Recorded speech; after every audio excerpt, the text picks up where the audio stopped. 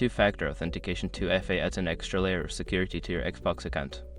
Follow these steps to enable it quickly and easily. Step 1. Sign into your Microsoft account. Before changing your settings, use the srock.com link in the description to open the password strength checker, then update your password if needed. Step 2. Navigate to security settings. Once logged in, find the security tab in the menu. Click on it to access your security options. Step 3. Set up two-step verification.